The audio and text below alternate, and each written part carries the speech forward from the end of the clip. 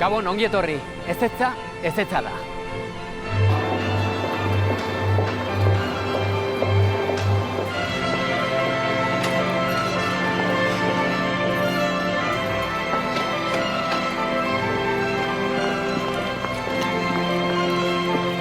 Urranditan, sexu bortizkeriaren biktimekin mintzatu gara, kasu gehienetan emakumezkoak. Eta harrituko zarete entzutean, bortxatzaileak, abusatzaileak, kasu gehienetan gizonezkoak, zein gertu izaten diren askotan biktimengandik. Eta zein errespetu eza izaten dioten emakume horien hitzari, sexuan aginduzko balioa behar lukeen ezetzari. Zergatik gaur ezin duzu aurpegia eman? Oraindik ez nagoelako prest. Eta momentu horretan, ailegatu zen bortzatzailea. Tiene un perfil de lo que llamamos a veces de depredador. Oiukatu baino gutxirako balio izan zuen. Bai. Inork ez zuen dantzutan. Ez. Todas se sienten culpables de alguna manera de si lo hubiera podido evitar. Zer nolako komentarioak heldu zaizkizu? Ezakit, naguarra, denetariko. Oso da, kuestionatu egingo dutelako bere testigantza. Erasotzailearen abokatuak, bai epaileak, bai gizarteak. Esan zian, lagundu nire lagunen gana ze ezin dut gainetiken. Nere ezetzaia izan zen korrikateatzia. Hasi indezu, hasitakoa bukatu emar dezu. Sortzigute behar bat, behaien plazerra bukatzeko. Gaur, hitza eta bortitza aurrez aurre.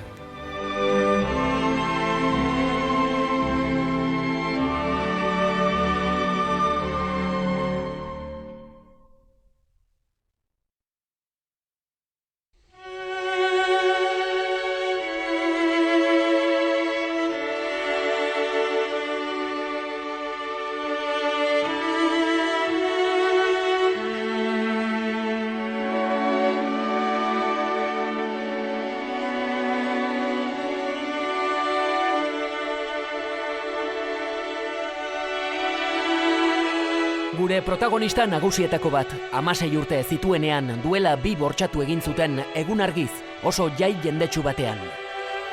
Zer izan da zuretzat zailena? Zure istorioak zalantzan jartzea? Bai.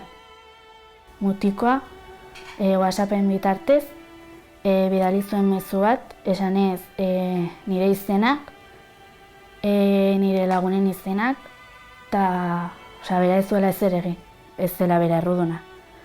Eta azkenan, niri zalantzak etorri zitzaizkidan, ea jendea sinetxeko zidan, edo esango zuten ni asmatu nuela. Gure gaurko protagonistak aurpegia ezkutuan eta baita agerian ere, egunero eta non nahi gerta daitezkeen erasoen berri guri emateko. Odilzu, badakazu horrelako pasarte bat, pixkat geizki pasa izana, edo agobiatu izana, edo agian bat baino gehiago izango dituzu, baina horrela zerbait. Bai, goatzet oain parranda, hemen gaztetxean ingenun parranda, eta goatzet gizon bandekala gainean, bezala osan eratzetik antanik esan nion bajuteko, eta ezakize, eta etzan juten, gaina goatzen egin izan ziala oain goatuet, urrengo parrandan ere etorriko zabelan ere gana, eta ezakize osan nola ja, insistitzen bastante eta iritsi zan puntua da etzula ulertzen ere zetza edo eta nintzen korrika, sprintean eta etxeaino korrika jo nintzen eta sartu nintzen korrika portalian, itxinun atia eta tipua goendikan portalian sartu nahian gatu zen, ostikak maten atia eta listo. Punto horta ez, nire ezetzaia izan zen korrikateatzia esan nahet. Ez da baino gehiago, ez? Karo, bai, esan nahet. Esan izkion 1000 ezet, 1000 ez esan izkion bakoitza modu ezberdinetak eta azkena izan zen. Ateakin muturreko bat ematia, esan nahet puntu urte eritsi zela eta ez zuen ulertu hendikan, sartu nahi antzeolako. Gure gaurko beste protagonista nagusia. 27 urte zituela, duela 3 bortxatu zuen bere herriko mutil batek. Herri txiki batean gertatzeak, gauzak zaildu egiten ditu?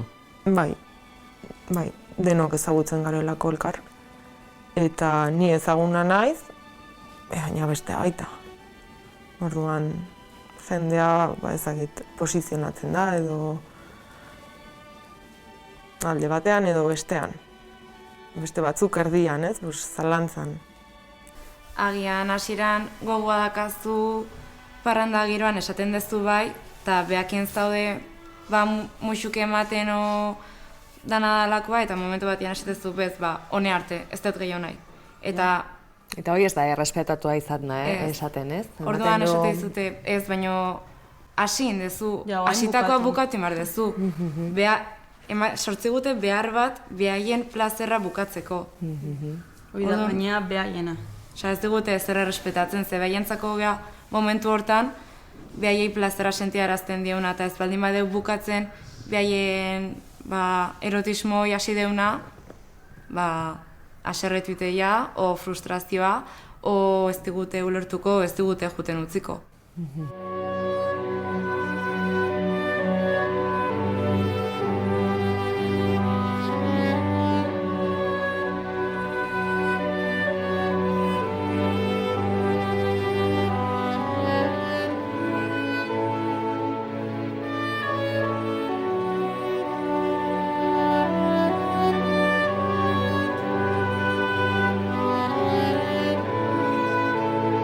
Itzul gaitezen Iratxe deitu dugun gaztearen gana.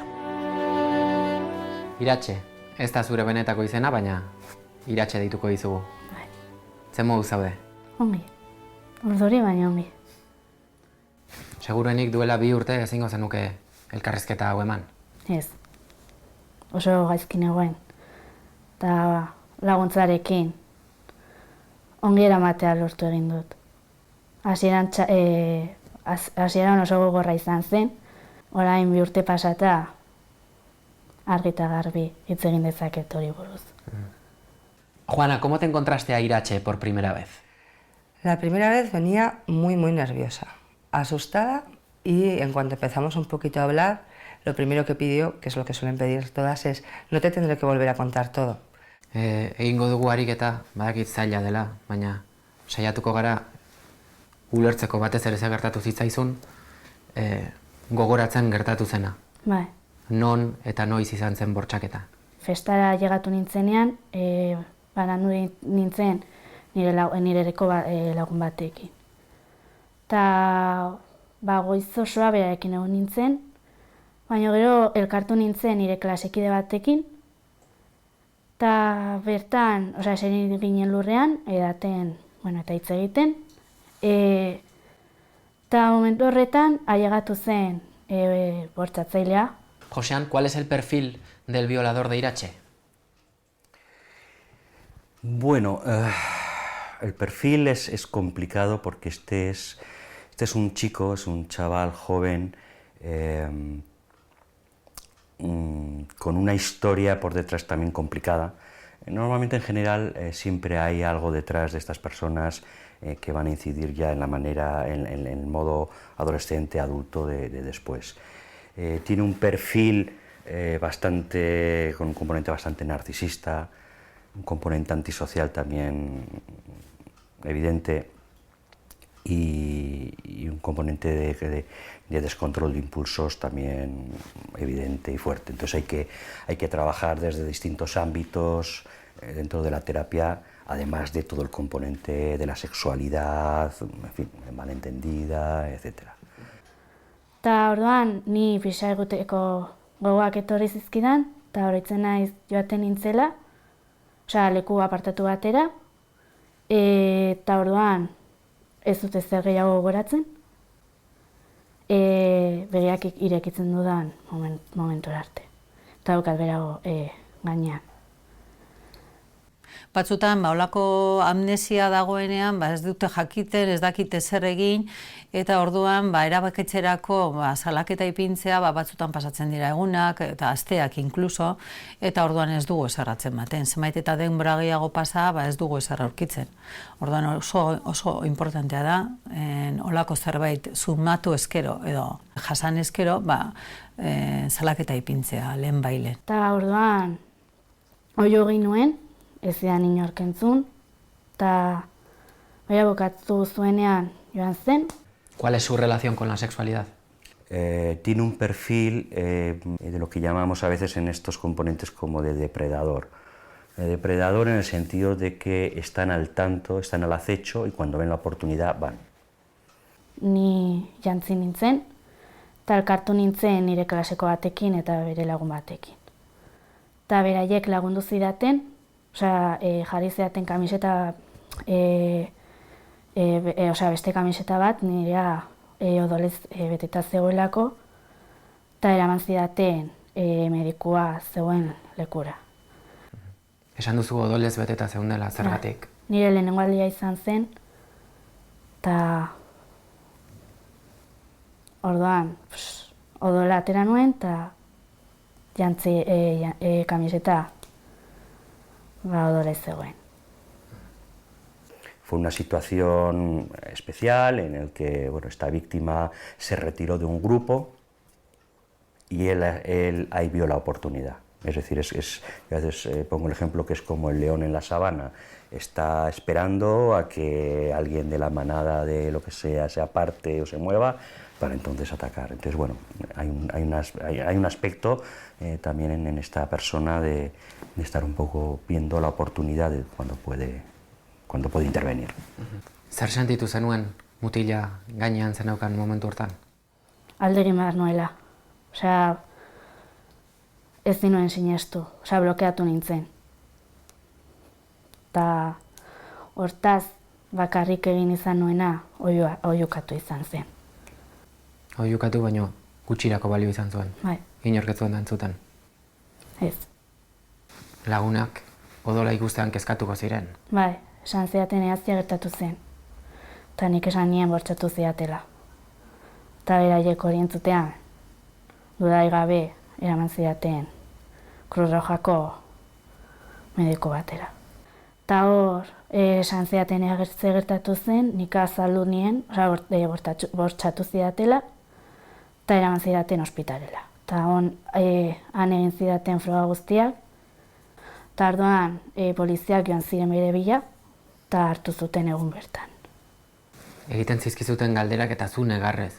Zergatik? Ze pasatzen zen zeure burutik? Ez zinuen sinetxi. Pentsatzen nuen, eta zegartik gertatu da. Ni errua botatzen nuen nire buruari. Edateagatik, bakarik pisa egitera joateagatik, Todas se sienten culpables de alguna manera de si lo hubiera podido evitar. Si estaba de juerga, pues si he bebido. Si me he vestido con falda, porque llevaría falda. Si he ido con tacones que no me han dejado correr. Si era tarde cuando volví a casa. Si porque habré pasado por esta calle que era más oscura que la otra por acortar un poco. Da igual. Hay 1000 momentos en que ellas se van a culpar un poco de lo que ha pasado. Y luego es real que el delito de violación, a diferencia de otros delitos que aparte de afectar a la parte íntima de la persona y que para una mujer es muy complicado, tiene unos agravantes luego a nivel psicológico importantes, sí que socialmente sigue siendo un delito que la idea general es que hay que justificar el por qué te ha pasado. O sea, la culpa no es solo algo que te venga a ti como en cualquier delito que te puedas poner a pensar si hubiera hecho esto, si hubiera hecho, sino que es que el entorno te dice, ¿y por qué no hiciste? ¿Por qué no hiciste? En otros delitos yo creo que se hace menos, pero en el tema de violación sigue habiendo una sensación general de que algo habrá hecho la víctima, ¿no? Galdera asko. Impotentzia. Etorkizunagatik kezkatuta zeundan? Bai. Zergatik? Jendea zer pentsatu behar zuen nigatik. Beldurra ematen zidan hori. Kalera ateratzea eta nola begiratuko zidan jendea. Hori izan zen gehien bat. Nire kezka. Oso gogorra da delitu tipologia usalatzea. Oso gogorra da emakume bat enfrentatuko dalako aurregin beharko dizkiolako gauza askori. Nahikoa dauka berak jasandakoa eta berak jasan beharko duen tratamentua edo superazio fase hori, ondoren aurkituko danarekin ere oso gogorra da. Oso gogorra da, kuestionatu egingo dutelako bere testigantza. Bai erasotzailearen abokatuak, bai epaileak, bai gizarteak, bai familia artean, ze gogoratu behar dugu askotan pentsatzen dugula edo gizartearen imaginarioan dagoena da bortzatzaile bat izango dana portalean atzetik sartuko jakun enkaputzatu bat eta ez ezaguna dana. Eta gehienetan pertsona ezaguna da, familia artekoa, laguna, edo gau horretan ezagutu dugun pertsona bat, baina ingurukoa. Gero salatu genuen, eta prozesua luzea izan zen. Baina hasieran ez nekien zer gertatu behar zen. Osea, nola bukatu behar zen guztia. Beraz ez zigorra jasoko zuen. A ver, la denuncia, queremos que denuncien y queremos atrapar a los agresores, me parece estupendo, pero no podemos permitir que esa denuncia y ese atrapar a los agresores haga que salga a la luz, que todo el mundo se entere y que la víctima ya no sea víctima de violación, sino que sea víctima de los rumores, víctima de ser juzgada por todo el mundo y víctima de otras muchas más cosas. ¿Por qué? Porque la recuperación influye un montón. Tenemos muchísimas recaídas en el tratamiento terapéutico por el tema de prensa, de noticias que salen, de rumorología, de los entornos, de la gente que se entera. Hoy en día ya con las redes sociales ni te cuento lo que se puede transmitir en una red social de que a mi amiga le ha pasado y a partir de ahí, zona de juerga a la que vayas, zona de ocio que quieras hacer, cualquier cosa estás identificada.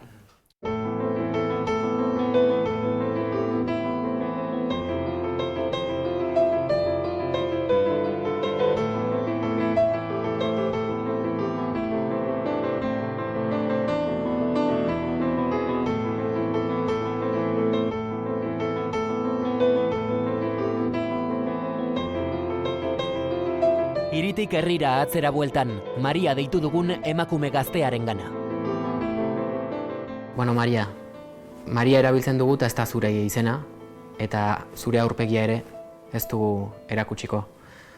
Gogorra izan behar da, inork txarrik egin ez duen pertsona batek, aurpegia ezin ematea. Amorrua ematen du. Ze hori, azkenean salatzeko beste modu bat da, baina ezin duzu aurpegia eman. Epaiketa soziala edo dagoelako atzetik. El caso de María es ese, el de un pueblo pequeño en el que todos se han posicionado o a favor de ella o a favor del agresor. Y aunque no se posicionaran, para María el mayor problema es que todo el mundo habla de ella y que todo el mundo lo sabe. Y a raíz de todo lo que ha salido en prensa, que todo el mundo sabe cosas íntimas de ella, que no tiene por qué saber nadie. Zergatik gaur ezin duzu aurpegia eman? Oraindik ez nagoelako prest. Agian hemendik ezakit indartsuago sentitzen naizenean, agian eman dezaket, baina gaur ez. Epaitua sentitzen naizelako. Gizartea da prozesu guzti honetan zailen eramaten dena? Badaude bi alde, batetik gertatu dena, eraso hori, zure pertsonaren kontrako eraso bat, espero ez duzuna, baina badago beste bat. Eta horren inguruan ez da hitz egiten. Beti gelditzen gara nolakoa izan zen erasoa, edo nun, edo zeinek, baina horrek ondorioak ditu bizitzan. Eta da epaiketa soziala edo. Epaitua sentitu zara? Oso. Bai. Zergatik? Zen modutan? Alde batetik nire errua izan ahal zelako, ni nola joaten nintzen jantzita gau hartan edo lakoak, eta bestetik gezurra esateagatik. Salaketa faltsua ez da absoluzioa, baina nahasketa hori nahita egiten dute batzuk. Hau da, emakume batek salatu egin du eraso bat edo tratu txar bat, eta absoluzioa ematen da. Hau da, ustezko erasotzaile hori libre geratzen da. Libre geratzen da, froga nahikorik ez dagoelako bera zigortzeko, horrek ez du esan nahi salaketa faltsua danik. Salaketa faltsuak badauka bere zigorra. Zigor penal bat ekartzen du hori. Eta frogatzekotan, salaketa faltzu izan dela, hau da, guzurretan ibilitala edo dena dalakoa, hor prozedura penal bat, zigor prozedura zabalduko zaio emakume horrei. Eta kasu horiek dira 1% baino gutxiago. 0,07. Hortaz, zertaz ari gara? Zuri zuzendu zaizkizu, ez dakit lagunak, auzokideak, zalantzan jartzeko zure bertsioa edo zuzenean ez. Zure janzkerarekin sartzeko? Zuzenean ez, baina hitz egin da eta niri heldu zait. Zer nolako komentarioak heldu zaizkizu? Karo, zer eraman ez, jantzita, karo falda zen. Edo, hori, aber ze gertatu zen benetan, ze holako ezakit komentarioak. Ezakit, naguarra, denetarik. Eta hoien aurrean, zer egin dezakezu? Ezin dut ezer egin beren, nik badakit zer gertatu zen, badakit nor nahi zen, eta badakit razionalki ez dela nire errua izan. Orduan orain sinistu behar dut badakidana. Eta hori beste lan bat da. Oraindik egiteko daukadana. Ese terror a que se me va a identificar como yo la culpable o como yo la puta, porque hay veces que el sentimiento que tienen, mira, siempre intentamos no hablar de esto, pero es que es verdad, se sienten como la puta porque la gente les hace sentir así y no han querido, simplemente ha pasado, como si te hubieran atracado. Sarritan gertatzen dena, alkohola, drogak tarteko dauzenean, goizaldeko ordu txikitan, mutilo batekin joatea erabakitzen du, sexu harremanak aukiteko helburuarekin seguruen, baina momentu batean eseskoa eman, eta besteak mutilak aurrera jarraitu. Edo mutilak interpretatzen du momentu batetan horretara bideratuta dagoela mantendu duten kontaktu hori. Eraso ematen da, eta nork sinestuko dau. Gogoratzen duzu norbait? Zure historioa zalantzan jarri duen norbait? Asko. Osea... Eta zer, nola adierazi dizute? Adibidez, Instagramen bidali zidan pertsona bat mezu bat, esanez, ea asmatu nuen guztia, ea negoen drogatua, ea zen egia erandan egoela, eta ni, azkenean ez duen erantzun. Esan nuen, jartzen mani mana izan erantzuten mundu guztiari, eske, ezin nuen. Uste guzu sare sozialek kalte egin dizutela? Bai, asko. Nire lagunei iretsi zieten. Hau da, festa horretan izan dako neska bortxatua, horregatik orain ateratzen naizenean kalera, jendea daki nor naizen. Orduan galdera litzateke, merezi dio neska horreri salaketa tarteatzea eta zirkuito horretan sartzea, eta nik uste dut psikologikoki ere nahiago ahaztea, eta ez importantzia gehiagorik emotea daukana baino. Askotan errazena.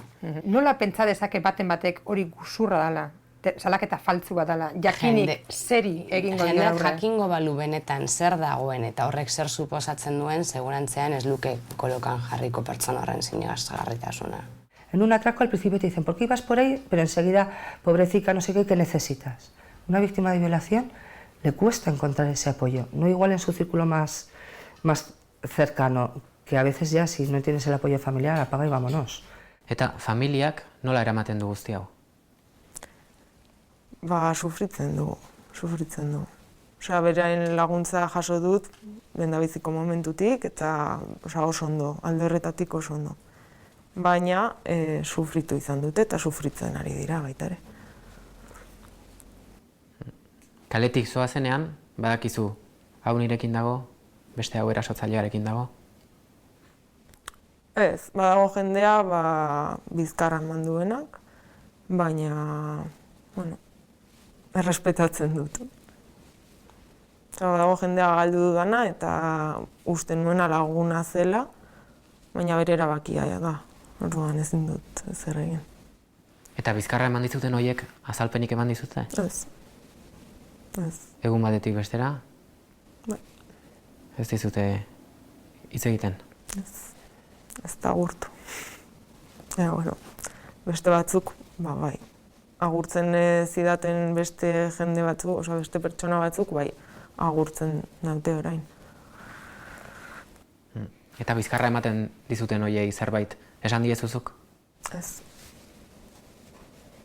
Errespetatzen dut. Erasotzaileak barkamen askatu dizu? Ez. Ez du onartu. Ez du onartu gertatutakoa? Ez. El juicio fue hace poco. El problema en el caso de María es que este juicio ha supuesto una información en prensa que yo creo que no se debería haber dado por la cantidad de detalles íntimos, porque se ha ubicado el lugar, porque han salido cosas que son muy desagradables y que no tiene por qué la gente normal de la calle saber. Y eso sí que nos va a suponer una complicación en el proceso terapéutico, seguramente por lo poco que yo he estado ya con ella después del juicio y ha habido un retroceso en muchas cosas. Es como volver a luchar con lo que luché los primeros días, ¿no?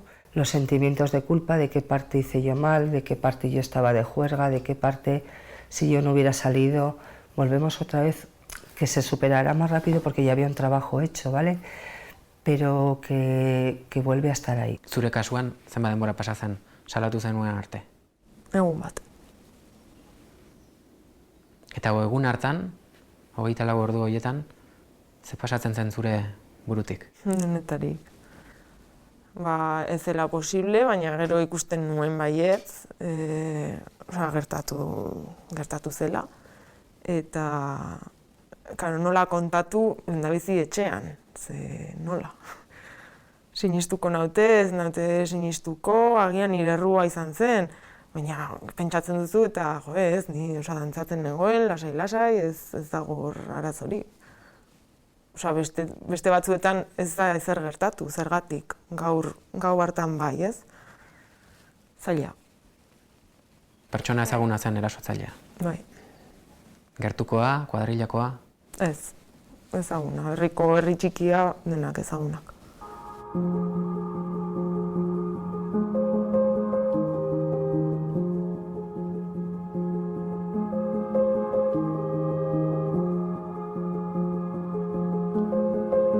Hernaniko gaztetxean gaude orain, sexu erasoei buruzko tailer batean. Ginela behin parrandan eta etorri zitzaizula tipo bat txantajeatzen bezala, osea, ez zizula utziko jarraitzen parrandan ez bazen ion musu ematen. Tola, batzezea. Eta zekan, tipuak zekan kuadrilla osoa onduan, behi da, eta nolabait zuzinan egoera baten goatzen naiz, ingurura behi da, nolabait etzen nun ulertzen nola ez zuten. Hoi da, eta nik adiezenekin nun lortu babesa, ez? Igual zuek zinaten ondoan edo, ezakiten naiz goatzen baino, ni momentu hortan inkomoda sentizu nintzen. Igual tipoai mutil batek esan izan balio, esan genezake babesa berak jaso zula, ez? Egoera horretan, babesa berak zuen zatekan, bere kuadrilla osoa antzegoen, eta onartu zuen, hoi, ez? Onartu zuen, nik uste parrezta egon ziala, edo, eta hor momentu hortan aski izango zen mutil bat. Esatea. Esatea, behar izateko zoze. Bertualtakin da, ez pasa. Horrekin ja, baina alare, karo, Osa, izaio esaten beha ez dula nahi usteko pakian gaina, osa, ez txantaje mota da hori. Ez jazula utziko pasatzen, ez baizu musu ematen, txanet, benetan. Beharroi da kazu, txantajaten barri azu musu emateko, ez dezu... Eta hori maiz gertatzen da, ikusten duzuen, ateatzen saretenean gabean, ikusten duzuen normalean gertatzen dira horrelako egoerak, deserosoak, direna zuentzako, maiz ikusten dituzuen? Bai, ni adibidez mutil ezala ez ditut inoiz jaso olakoak, baina bai gertatu zaiz, laguneskekin, eta igual tipo bat atzetikan besarkatzen, kendu eskuak, tipoa jarraitu, musuk ematen lepuan eta bar, eta igual, kendu, ez, taberna zaldatu eta tipoa gure atzetik, eta ez ezkoa ez onartzea. Da ez dutela, askok ez dute ez ezko onartzen. Nahi laguntza askatu jate etxea, laguntzako. O lagundu, gaina bain dela gutxi aurkitu nintzen neska batekin, ez zehola beste mutil batekin, eta esan zian lagundu nire lagunen gana ze ezin dut gainetik kendu. Eta ez nahet bakarrik jabeakin gehiago, osea, zan tipoa, lehenko kasun iguala, tipan atzetikan, tipan gainean, neskan gainean, denboa guztin, eta azkenean lagundu izan behar du nion juten belagunen gana, ze bestela eske beldurra zekan.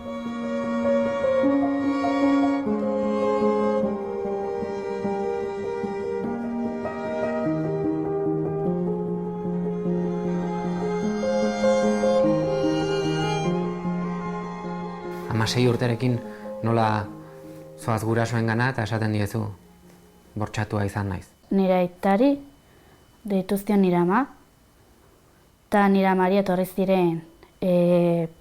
zen polizia abisatzera.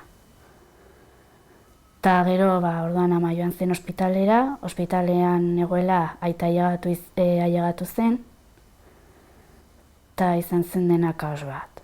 Ni negarrez, nire aita ez zuen ezer ulertzen, nire ama joan zen ospitalera jakin gabe izan zela bortxaketa bat, eta esan zioten baietz. Orduan hasi zen negarrez. Besarkatu nahi zidan, ezin izan zuen. Zergaitik oso importantea dalako momentu horretan agertu daitezken froga biologikoak edo lesioak edo dana dalakoa, etorkizun batean berak aukingo du hor txosten bat. Erabili nahi baldin badu aurrerantzean. Kasu hauetan, atzeman behar da benetan bortxaketa edo abuso bat egondan, eta hortarako egin behar izaten duguna da miaketa bat. Psikologikoki zegoetan dagoen momentu hortan, drogaren konsumopean dagoen, hori dana baloratuta gero pasatzen gara azterketa fisikoa egitera. Bortizkeria zantzurik dagoen lehenengo, eta gero berriz laginak hartzera pasatzen gea. Laginak izaten dira normalean gernu laginak, odol laginak, eta horiek erabiltzen ditugu ikerketa toxikologikoa egiteko, eta baita ere ADN investigazioa edo ikerketa egiteko. Eta ikerketa biologikoa ere, semena atzematen den hartutako muestretan. Eta nire aita iritsi zenean inegoen medikuekin eta sartu zen bera, eta ez zuen ulertzen ezer. Eta lehenengo gauza egin nuena besarkatu. Eta horren hasi ginen biak negarrez. Gurasoen besarkada hortan lasaitasuna sentitu zenuen? Bai. Nirekin zeudela erakutsi zeaten. Azkenean beraien alaba naiz.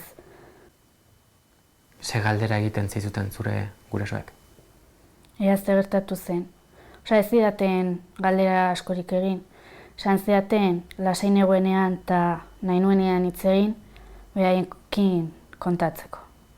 Baina beraiekin ez dut hitz egin honi buruz, ez ziet kontatu ze gertatu zen. Eseri beraiekin eta kontatu ze gertatu zen, ez dut hitz egin. Beraiek entzun zutenean izan zen. Salaketa jarri nuen momentuan. Ni ez negoelako prestitza egiteko honi buruz. Eta beraiek errespetatu ziaten momentu guztietan. Baina egia da lagunekin hitz egin zenuela gertatutakoari buruz. Galdetu didate egun horretan lagunen babesa nolakoa izan zen, eta hurra etorri zaidan lehen momentua ospitalera etorri zinatenean nire bila. Zuen besarka da. Niretzat oso momentu berezia izan zen, ze ez genekien zer gertatu zen, baina genekien gero, eta besarkatu ginenean, ez dakit niretzat izan zen oso polita, eta baina liberean oso mingarria. Nola uste duzu lagundu altzaiola hobekien bortxatua izan den pertsona bati? Berarekin egoten, momentu guztietan, eta nik uste dut ona dela berak hitz egitea. Ze lehenengo kostatzen zitzaion, baina gero irekitzen hasi zen. Eta nik uste dut hitz egitea oso garrantzitsua dela, eta beti sinisten, eske... Zuk ez zenuen zalantza izpirik ere izan? Inoiz? Ez, inoiz. Uste duzu gizarteak ondo hartzen dituela honelako kasuak? Berehala sinisten zaiola iratxe bezalako biktima bati? Ez. Niri tokatu zait entzutea komentarioak eta nire lagunari buruz, eta ez ziren onak. Zer nolako komentarioak? Egia zen, mozkortuta zegoela, ea zeharropa zeraman, eta hori. Eta horrelako komentarioak entzutean, zer sentitzen duzu? Puf, oso da zerretota. Zeske nire lagun bati buruz hitz egiten ari dira eta eta beste norbait izango bazen baita ere, baina iratze denean, gehiago. Baina, bueno, eskertzen dizuet, egin duzuen guztia. Ez duzu eskerrik eman behar. Badakizu gaudela zurekin beti. Eta gurasoekin zergatik ez? Minez egiteko. Ez dakit. Jo, gogorra da. Zu pasa zenuen bortxaketa, eta hala ere besteengan pentsatzen, besteen minean pentsatzen. Bai. Baina, bueno, ni beti pentsatzen dut besteengan. Uste duzu, izan daitekela ere ez duzulako nahi gurasoek zugan duten begirada aldatu nahi ez duzulako dela? Ez dakit. Osea, beti begiratu diate berdin. Osea, gertatu zenetik hau berdin da, lehen ere bai. Osea, bai izan direla nirekin, osea, protektoreagoak. Adibidez, ateratzen nintzenean, nire aita beti esaten zidan, joan behar zenean deitu nioan naizela zure bila. Kontu zonekin, kontu bestearekin. Lehen adibidez esaten zidaten, baino ez ziren, hain nire ustez da beldurra dutelako, gertatzeko berdina.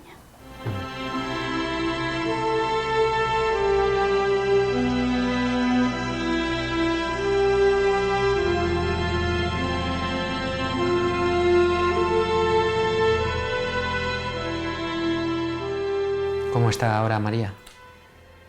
Bueno, que os lo cuente ella, pero yo la veo frágil porque está en ese punto de quiero tirar para adelante, pero mi inercia me dice métete en la cama y ocúltate del mundo, ¿no? Y lo está haciendo bien porque se está esforzando mucho, pero estamos otra vez en la fase de esforzarme cada día que me despierto para levantarme de la cama, para seguir haciendo, aunque aparentemente mi entorno no se entere o yo siga haciendo las cosas normal, pero internamente ese dolor sigue estando, ese cansancio, esas ganas de mandarlo toda la mierda o esas ganas de desaparecer, que a veces es lo que más nos preocupa. Las víctimas de violación en muchos casos tienen ideación suicida y eso hay que estar muy al loro. Nola kontatu esan duzu? Nola kontatu zenuen? Kontatzen ez dakit. Ze pertsonari kontatu zenion lehenengo? Nahiago dut ez esatea. Ez. Lasai.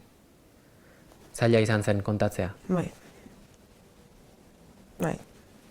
Oso egun luzea. Egun aste bat irreala bezala ez dakit. Oso luzea eta oso motza. Ez lo egin, ez jan, baina ez atera ez da ere, medikuak, abokatuak, irreala ez dakit. Oso distortzionatua bezala. Eta handik epaiketara arte bizitza dago pausean bezala. Osea, ez dakit. Nintzena izateari utzi nion edo ez dakit. Ez nintzen ni. Zergatik? Zer aldatu zenuen? Dena, lana, nire ohitura, ez dakit, rutina desberdina, eske dena. Ni neu ez nintzen ni. Ez zara ausartzen ezakit.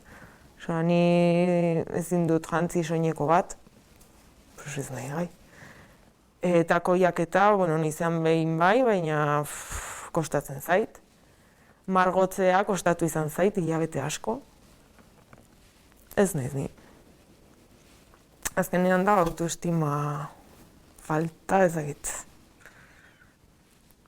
Pause. ¿Hay víctimas como María que llegan a dejar sus localidades para poder hacer una vida normal? Sí, sí las hay y bueno, algunas muy convencidas de hacerlo y con necesidad de cambio y ya está, que no les afecta ese tener que marcharse o ese deseo de marcharse y otras que se sienten obligadas a irse. No es que se les obligue quizás, pero ellas sí tienen ese sentimiento. Y esas empezar en otro sitio les suele costar mucho. Mutilekin duzun erlazioa ere asko aldatu da? Bai, ez daukat. Ez dut izan harremanik, bueno, bikotean neukan, baina utzi genuen, denbora gutxira, eta ez dut berriro izan, eta ondo nago bakarrik. Ez dut nahi. Bikotekidearekin utzi zenuen, gertatutakoagatik? Ez erasoarengatik, baizik eta horrek ekarri zituen ondorioengatik. Ni gaizki, azkenean ingurukoak ere gaizki, eta ezin da harreman sano bat edo osasuntsu bat aurrera eraman, bakoitzak gauzak landu behar baditu. Eta niri lehendabizikoa. Hay veces que refuerza, pero en la mayoría de los casos se acaba rompiendo. Ez, azkenean kutsatu egiten duzu baita ere, orduan ezin da.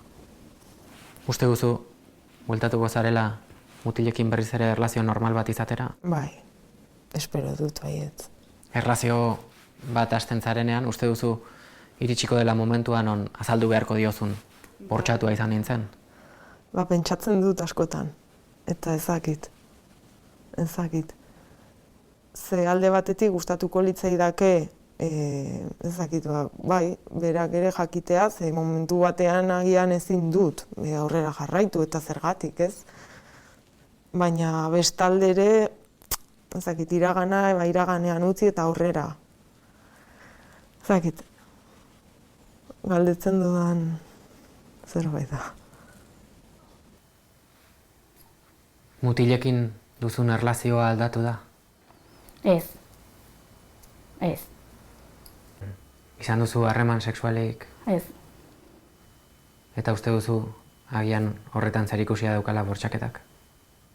Bai, horri bai beldurra daukadala.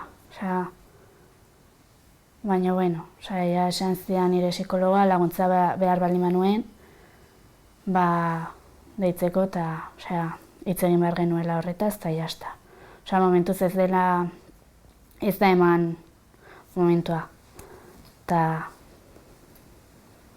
horrela hobeto. Eta zaren beldurtzara?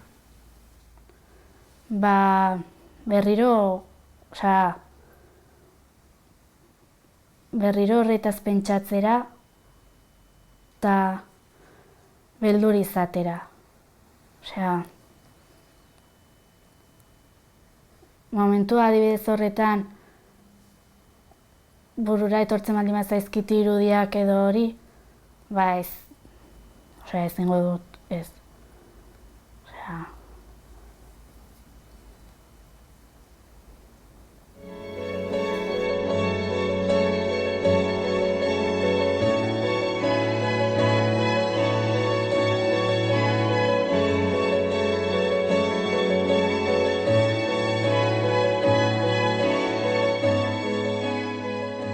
¿Se llega a sentir alguna vez que se ha hecho justicia o no? Hay algunas víctimas que lo sienten y hay víctimas que no. Irache, que era menor y el agresor era menor, las leyes para los menores son muy diferentes, entonces la sensación de todo lo que yo he perdido y lo poco que le ha costado a él, Irache la tenía. Yo creo que la ha superado, pero la tenía. Y la ha tenido un tiempo, ¿vale? Y sobre todo cuando te juntas en la calle y parece que no ha pasado nada, una libertad vigilada, pues bueno, si estás saliendo a los mismos sitios que sales tú, te cuestionas, ¿qué es la libertad vigilada? ¿En qué se le ha castigado? Que sí que es un castigo, ¿vale? Pero a la víctima le cuesta mucho verlo. Ez genuen egin juizioa, egin genuen akordio bat. Eta adibidez, ni beti izango dut zalantza, zergatik ez nuen egin juizioa eta sartu nintzen akordio bat egitera. Hori izango da beti nire zalantza. Akordio horretan azkenean berak onartzen zuen egindakoa, baina hasieran esan duzu ez zuela onartzen WhatsApp bidez denei esan zien berak ez zuela ezer egin. Bai. Gero nola joan zen aldatzen bertsioa? Hasieran esan zuen ez zuela ezer egin, gero hilabete bat pasata frogak atera ziren eta esan zuen, frogak atera zirenean, nola erruduna zela ateratzen zen. ¿Se sienten culpables? Yo creo que en la mayoría de los casos sí, salvo ciertos perfiles quizá más psicópatas en los que bueno, la conciencia y la empatía está muy limitada. En estos casos sí. Lo que pasa que el reconocimiento de la culpabilidad es muy doloroso. Frogetan zer ikusten zen semena... Bai, eta odola, bera izan zela. Eta orduan, bera esan zuen, harreman horiek nik izan nahi nituelako izan zirela. Eta, bueno, nik edandan egoela, drogatuan egoela, bera baino edan gehiago neukala nire gorputzan, eta hori izan zen esan zuena, horrela frogatu nahi zuen guztia. Al principio lo negaba todo. ¿Cuál es hoy su postura con respecto a Irache? Él ya llegó a reconocer las agresiones, aún con un color y con un matiz de justificación. Es decir, al final él ya reconocía que bueno, sí que hubo relaciones sexuales, él las endulzaba diciendo, bueno, fueron consentidas, en fin, en cuanto se le confronta un poco, decir, bueno, ¿qué consentimiento puede dar a alguien igual que no está, que puede estar bebido, que no está consciente, que no está tal? Entonces, bueno, recula. Entonces, bueno, es poco a poco ir avanzando, es decir, siempre al principio parece una fachada, un muro que es muy difícil de franquear y hay que ir picando poquito a poco, ir poniendo las cosas, ir confrontando y poco a poco ir reconociendo sobre todo esto, ir haciéndose responsable de lo que se ha hecho. Bertsio hori entzutean, zer sentitzen da? Ni ez nuen entzun, nire kontatzen zidaten guztia. Eta, azkenean pentsatzen duzuna da, eta zer egin behar dut hori egia ez dela frogatzeko. Nola egin dezaket. Baina, bueno, azkenean frogak esan zuten guztia. Ez zen bakarrik izan semena baizik eta gero nire gorputzan zeudela markak. Arañazoak zeuden guztia. Eta azkenean hori izan zen frogatu zuena. Es un agresor que llevó a cabo la violación cuando tenía 17 años, todavía era menor. Con el tiempo consiguen dejar atrás ese pasado o les persigue para toda la vida.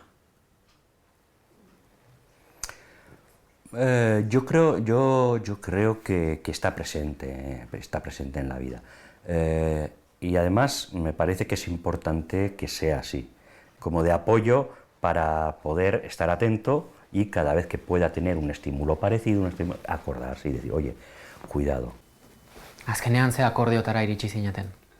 Bera egon behar zela 3 urte libertate, vigilatu batean, eta zerbait txarra egiten bazuen, joan behar zela adingabeko zentro batera, gero indemnizazioa, santzealako nire abokatu hau beren aztela, juizio batean oso gaizki pasatu behar nuela, eta orduan sinatu nuen, bera onartu behar zuen guztia, eta esan behar zuen bera gotik, bera erruduna zela.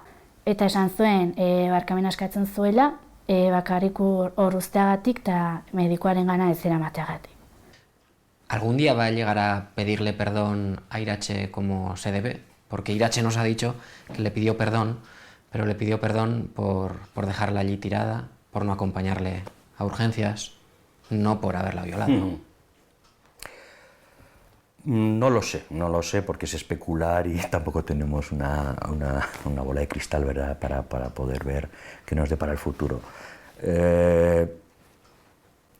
Lo veo difícil porque él se ha puesto también el mundo por montera, ¿no?, como suele decir, y entonces él percibe que todos estarán en contra de él, ¿no? Entonces es como una batalla muy... en fin, es decir, la gente, los amigos, el instituto, todos están en contra mía, todo está... Entonces yo creo que tiene que pasar muchas fases, tiene que trabajar aún muchas cosas, tiene que pasar tiempo y en todo caso el día de mañana, pues vaya usted a saber si puede tomar conciencia de lo que ha hecho, en todo caso pedir perdón o no, eso ya es un acto voluntario de él, no lo sé.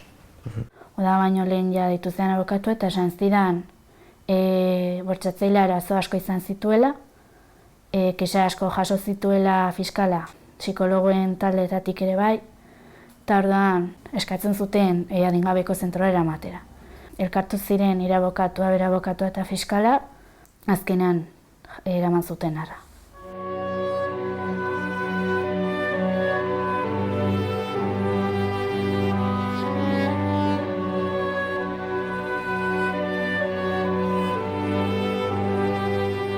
Una violación puede romper una vida. Te puede romper una vida completamente.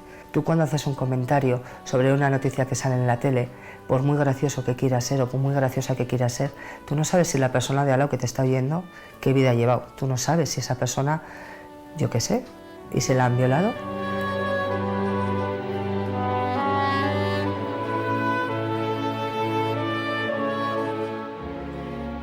Mariaren bortxaketa elkarrizketa hau egin baino astebete lehenago epaitu zuten.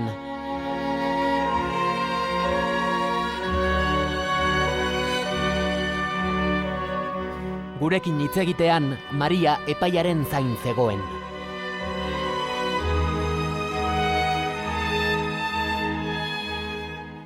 Zuk egun kalean ikusten duzu erasotzailea? Bai, ia egunero. Eta zer sentitzen duzu? Batez ere amorrua. Esan diozu inoiz zerbait gertatutakoaren ostean? Ez. Eta berak esan dizu zerbait? Ez. Zer egiten du? Ezkutatu egiten da, zu ikustean? Badauka, ezakit nola esaten den euskeraz, orden de alejamiento edo. Aldentze agindua? Hori da. Baina herria txikia izan da, elkar ikusten gara, bai. Esango zenioke zerbait? Ez. Epaiketan berriz ere bere bertsioa entzun behar izan duzu? Bai. Gogorra egiten da hori?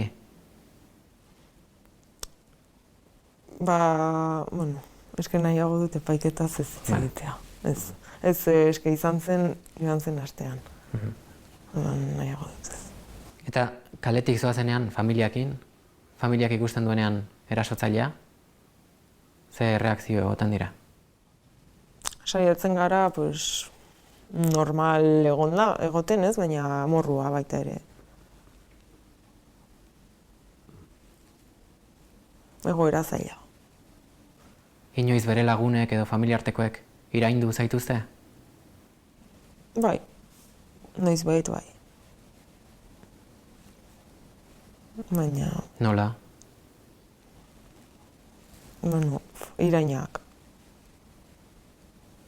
Ez zait.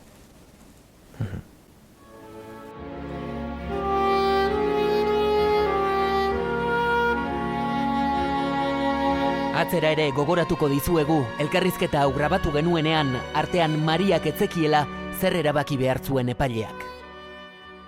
Zer espero duzu justiziaren gandik? Egia esan da ez dakit esperantza asko daukadan edo ez dut sinisten asko. Baina, hala ere salatu behar da. Herrian bakean gelditzeko bidea aurkitzen duzu sententzian? Bai, epaiketa judiziala izan arte, nire epaiketa egon da. Denbora luzean. Hori, naguarra, eske klaro iba bebida, olako eta noski gezurra dela edo gezurtera edo ezakit gezurti bat, ez? Naizela. Eta horrek mintzen du, orduan bai, modu batean ni gezurrik ez dudala esan, erakusteko modu bat, edo modu objektibo bat suposatzen da, kanpotik ezarritakoa. Herritik alde egiteko aukeran pentsatu duzu inoiz? Hasieran bai, baina nik ez dut ezer egin. Gaizki egon naiz eta gaizki pasatu dut herrian. Baina amorrua ematen dit gainera ni joan behar hori ez dut nahi. Prozesu guzti honetan zer sentitzen da batez ere, gorrotoa, naska? Gorrotoa. Adibidez, nahi eta esaten dit, ezin naizela bizi beti pertsona bortxatzailearen gorrota sentitzen. Ezin naizela korrela bizi. Baina ni esaten diot, eske da ni sentitzen duana. Nik eske ez dut ikusi nahi. Ez. Gaur zure historia kontatzen baduzu, zergatik egiten duzu? Alde batetik terapiaren barruan gomendatu didatelako eta lagungarria izan daitekelako nire pertsonaren dakitez, hobetzeko edo eta bestetik moralki behar bat sentitzen dut. Zenik ikusi ditudan beste programa batzuk edo irakurri ditudan beste istorio batzuk, niretzat lagungarri izan dira holakoak. Tabu hori pixka bat apurtzea nik uste egin behar dela. Nahiz eta kostatu eta oraindik ere ez dakit ondo egiten ari naizen edo ez. Baina egin behar da. Eskerrik asko, tabuak hausten laguntzagatik.